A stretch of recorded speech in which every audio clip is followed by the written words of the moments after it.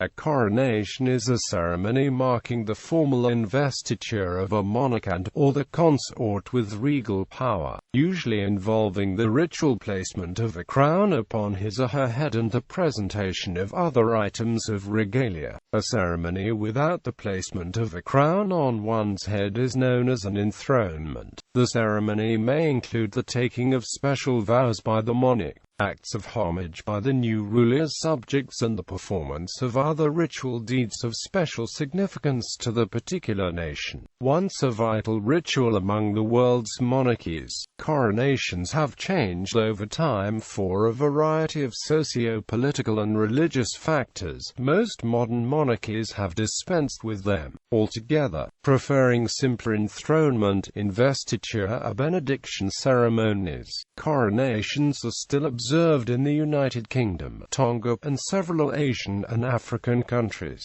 In common usage today, coronation normally refers to the official investiture or enthronement of the monarch, whether or not an actual crown is bestowed. In addition to investing the monarch with symbols of state, Western-style coronations have often traditionally involved anointing with holy oil, or chrism as it is often called. Wherever a ruler is anointed in this way, as in Great Britain and Tonga, this ritual takes on an overtly religious significance. Following examples found in the Bible, some other lands use bathing or cleansing rites, the drinking of a sacred beverage, or other religious practices to achieve a comparable effect. Such acts symbolize the granting of divine favor to the monarch within the relevant spiritual religious paradigm of the country. In the past, concepts of royalty, coronation, and deity were often inexorably linked. In some ancient cultures, rulers were considered to be divine or partially divine. The Egyptian pharaoh was believed to be the son of Ra, the sun god, while in Japan, the emperor was believed to be a descendant of Amaterasu, the sun goddess.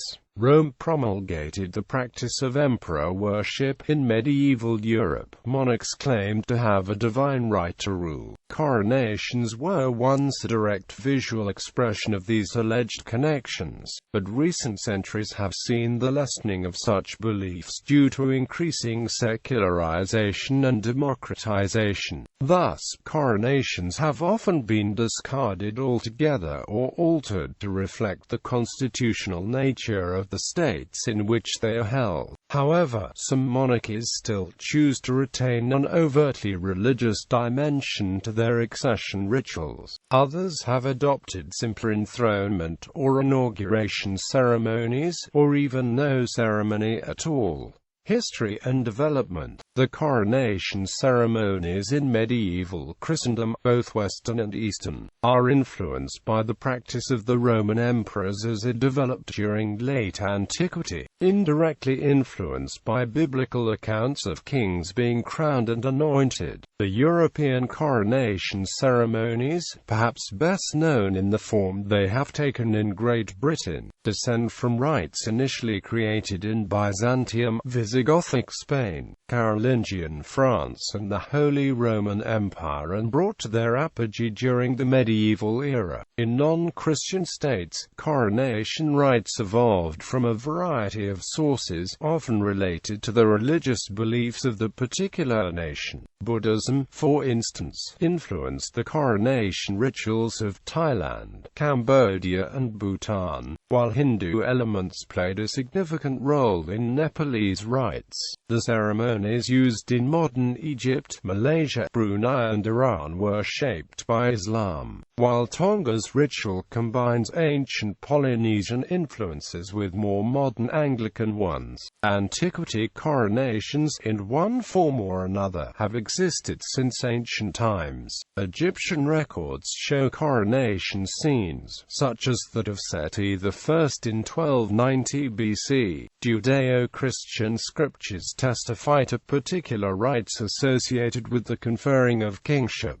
the most detailed accounts of which are found in 2 Kings chapter 11 verse 12 and 2 Chronicles chapter 23 verse 11. The corona radiata, the radiant crown, known best on the Statue of Liberty, and perhaps worn by the Helios that was the Colossus of Rhodes, was worn by Roman emperors as part of the cult of Sol Invictus, part of the imperial cult as it developed during the 3rd century. The origin of the crown is thus religious, comparable to the significance of a halo, marking the sacral nature of kingship, expressing that either the king is himself divine, or ruling by divine right. The precursor to the crown was the brow band called the diadem, which had been worn by the Achaemenid rulers, was adopted by Constantine I, and was worn by all subsequent rulers of the later Roman Empire. Following the assumption of the diadem by Constantine, Roman and Byzantine emperors continued to wear it as the supreme symbol of their authority. Although no specific coronation ceremony was observed at first, one gradually evolved over the following century. The Emperor Julian was hoisted upon a shield and crowned with a gold necklace provided by one of his standard bearers. He later wore a dual-studded diadem. Later emperors were crowned and acclaimed in a similar manner, until the momentous decision was taken to permit the Patriarch of Constantinople to physically place the crown on the emperor's head. Historians debate when exactly this first took place, but the precedent was clearly established by the reign of Leo II, who was crowned by the Patriarch Acacius in 473.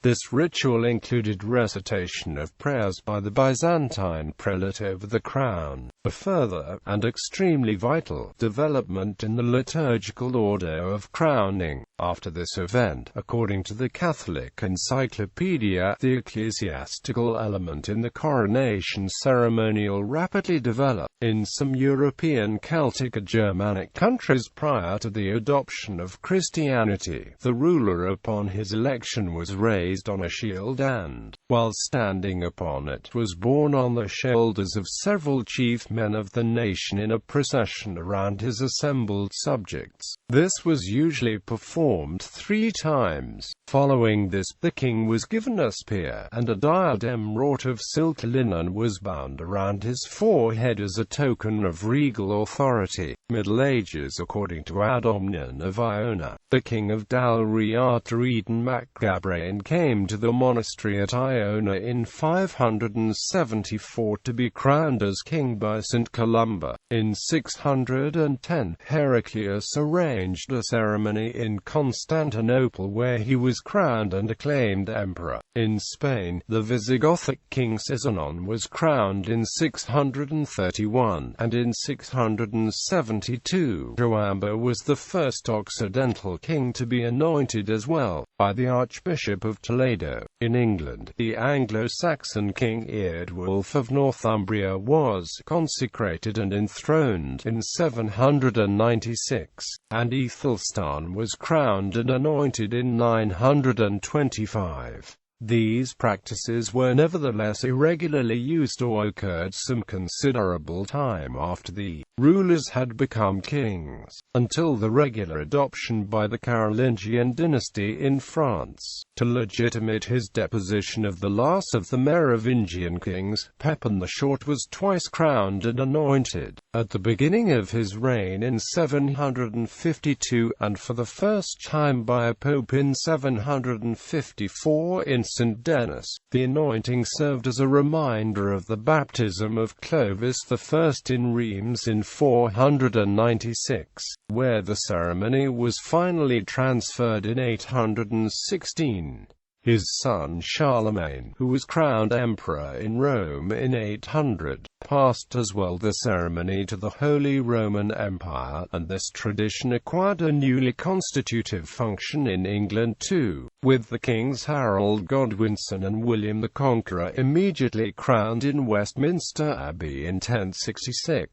The European coronation ceremonies of the Middle Ages were essentially a combination of the Christian rite of anointing with additional elements. Following Europe's conversion to Christianity, crowning ceremonies became more and more ornate, depending on the country in question, and the Christian elements, especially anointing, became the paramount concern. Crowns and scepters, used in coronations since ancient times, took on a Christian significance together with the orbs, symbols of the purported divine order of things, with the monarch as the divinely ordained overlord and protector of his dominion. During the Middle Ages, this rite was considered so vital in some European kingdoms that it was sometimes referred to as an eighth sacrament. The anointed ruler was viewed as a mixed persona, part priest and part layman, but never wholly either. This notion persisted into the 20th century in Imperial Russia, where the Tsar was considered to be wedded to his subjects through the Orthodox coronation service. Coronation stones marked the site of some medieval ceremonies, though some alleged stones are later inventions.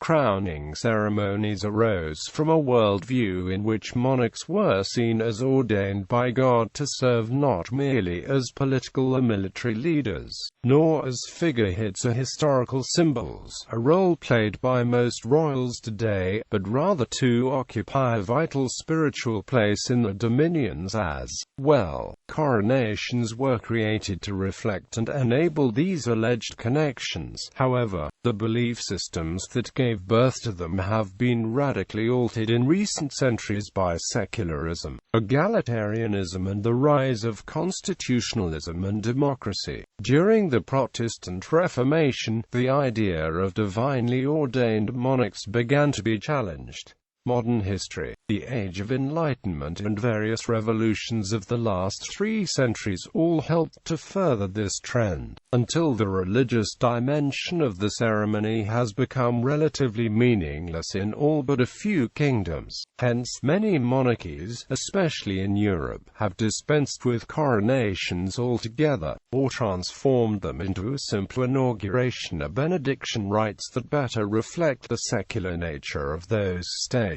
Of all European monarchies today, only the United Kingdom still retains its coronation rite, though even this ritual has been altered in the last few centuries. Other nations that still crowning the rulers include Bhutan, Brunei, Cambodia, Lesotho, Swaziland, Thailand, and Tonga, as well as several subnational entities such as the Toro Kingdom. The papacy retains the option of a coronation, but no pope has used it since 1963 after Pope John Paul I opted for an inauguration in 1978. Canonical coronation. A canonical coronation is a pious institutional act of the Pope on behalf of a devotion. This tradition still stands in 2015. In 2014, Pope Francis crowned Our Lady of Immaculate Conception of Juquila. Since 1989, the act has been carried out through the authorized decree by the Congregation for Divine Worship and the Discipline of the Sacraments. Coronations and monarchical power. In most kingdoms, a monarch succeeding hereditarily does not have to undergo a coronation to ascend the throne or exercise the prerogatives of their office.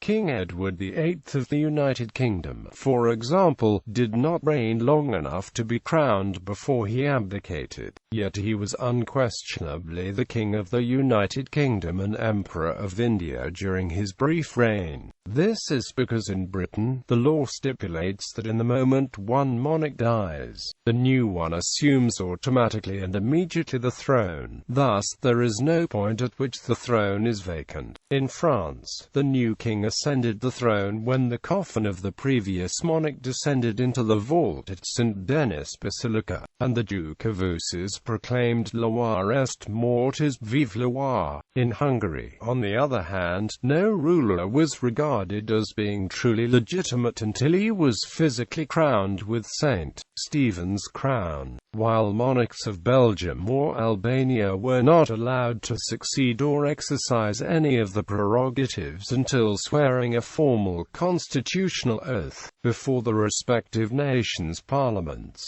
Following their election, the kings of Poland were permitted to perform a variety of political acts prior to the coronation, but were not allowed to exercise any of the judicial powers prior to being crowned.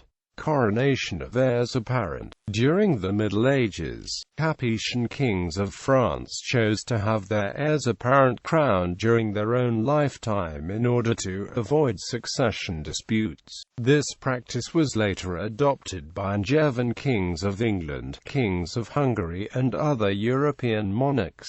For the moment of the coronation, the heirs were regarded as junior kings, but they exercised little power and historically were not included in the numbering of monarchs if they predeceased the fathers. The nobility disliked this custom, as it reduced the chances to benefit from a possible succession dispute. The last heir apparent to the French throne to be crowned during his father's lifetime was the future Philip II of France, while the only crowned heir apparent to the English throne was Henry the Young King, who was first crowned alone and then with his wife, Margaret of France. The practice was eventually abandoned by all kingdoms that had adopted it as the rules of primogeniture became stronger. The last coronation of an heir apparent, with the exception of the investiture of the current Prince of Wales in 1969, was the coronation of the future Emperor Ferdinand I of Austria as junior King of Hungary in 1830.